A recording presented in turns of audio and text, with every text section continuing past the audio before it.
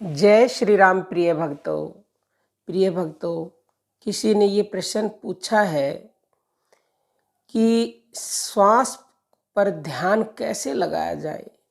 बहुत ही महत्वपूर्ण ये प्रश्न है। अगर आपका भी ये प्रश्न है तो आप एक एक शब्द को ध्यान से सुनना और वीडियो के अंत तक बने रहना। देखो प्रिय भक्तों, आप सभी इतना जानते हैं लेकिन मानते नहीं हैं कि जो सबसे ज़रूरी चीज़ है हम सब के लिए वो हमारी सांस ही है। जिस तरह से टायर की अगर हवा निकाल दी जाए तो वो चिपक जाता है, इसी तरह से अगर हमारे शरीर में सांस नहीं है तो हम भी चिपक जाएंगे, अर्थात हमारी मृत्यु हो जाती है। इतनी महत्वपूर्ण वस्तु होते हुए भी हम इनके ऊपर ध्यान लेके ही नहीं जाते, इनको हम सीरियस देखते ही नहीं हैं।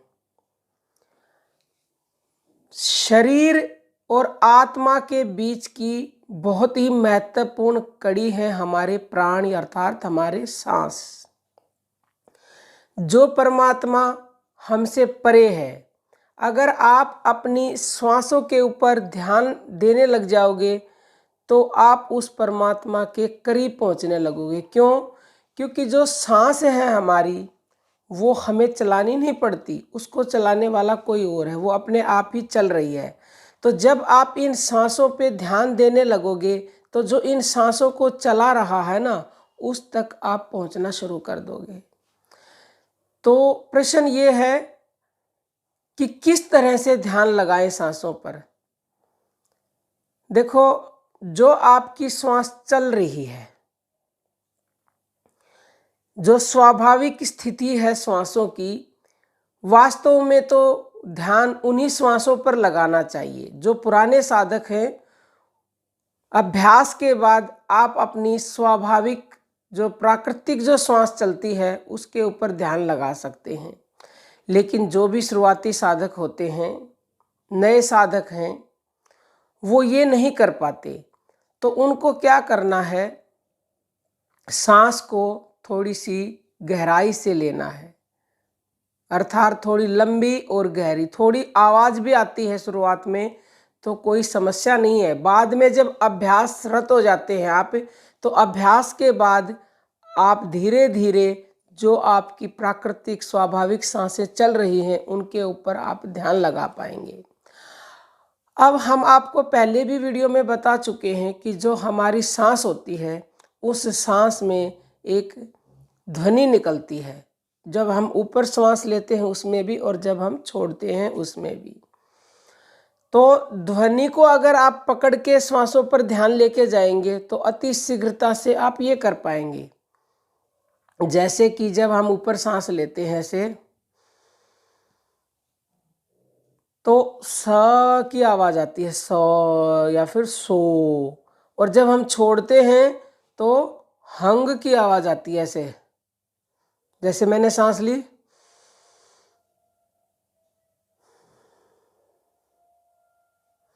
जो ये सो और बीच में वो एस जैसा ऐसा होता है, सो अहंग होता है ये। तो सो ऊपर सांस लेने में आता है और जितनी देर हमारी जो सांस रुकती है अंदर वो होता है वो आ। और जो हंग होता है वो जब हम छोड़ते हैं वो आवाज़ आती है। तो भक्तों, जब आप सो और हंग इन दो ध्वनियों पर अपना ध्यान लेके जाते हो तो ऑटोमेटिक आपका श्वास के ऊपर ध्यान जाता है और आप अपनी श्वास को जल्दी पकड़ पाते हो। ये तो बात हुई सोहंग की। इसको सोहंग नाम दे दिया गया है क्योंकि संतों ने ये कहा है कि हंस नाम का प्राणी हम सब के अंदर है और हंस का उल्टा करते हो तो सोहंग। सोहंग हंसो हंसो सोहंग, ये दिन रात होता रहता है हमारे अंदर। सोहंग मंत्र जपे नित प्राणी, बिन जिभ्या बिन दात, और अष्ट पहर में सोवत जागत कभू न पलक रुकात। तो हम ये अष्ट पहर में सोहंग मंत्र का जाप करते रहते हैं। अब या तो आप सोहंग के साथ सांसों के ऊपर ध्यान लेके जाएं या सोहंग बिना लगाए भी आप खाली आती जाती श्वासों के ऊपर ध्यान लगा सकते हैं। सोहंग के साथ कोई नहीं करना चाहता, क्योंकि किसी का विश्वास राम नाम पर है, किसी का कृष्ण पर है, किसी का शिव पर है, तो वो उसी नाम को लगा दे, सांस के साथ जोड़ दे, जैसे कि राम या फिर राम राम ऊपर आती जाती के साथ, जिसका जहाँ विश्वास टिके वैसे ही वो कर सकता है। सबसे महत्वपूर्ण आपकी सांस है। ध्यान आपको बस अपनी श्वास का ही रखना है। नाम तो बाद में छूट जाता है, बाद में आपका ध्यान श्वास पे ही जाने लगेगा एक अभ्यास के बाद, लेकिन अभ्यास करना पड़ेगा। करत करत अभ्यास के जड़मति होत सुजान, और रस रियावत जातते सिल पर परत निशान। तो अभ्यास से ही सब कुछ संभव होगा।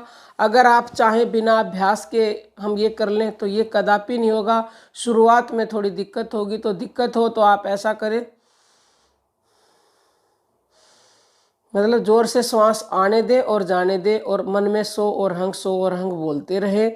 तो आप कुछ दिनों के बाद अपनी श्वासों के ऊपर ध्यान पूर्णतः ले जा पाएंगे। और जब ये श्वास के ऊपर आपका ध्यान बिल्कुल ऐसा लगेगा कि मेरी श्वास ही रुक गई, इस तरह से लय होने लगेगी, तो आपके अंदर से वो ध्वनि प्रकट होगी, जिसको अनाहत नाद बोलते हैं, जिसको परमात्मा की ध्वनि बोलते हैं।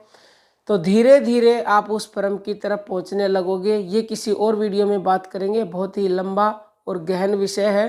तो आज आपने ये जाना कि किस तरह से आप सांसों पर ध्यान लगाएंगे।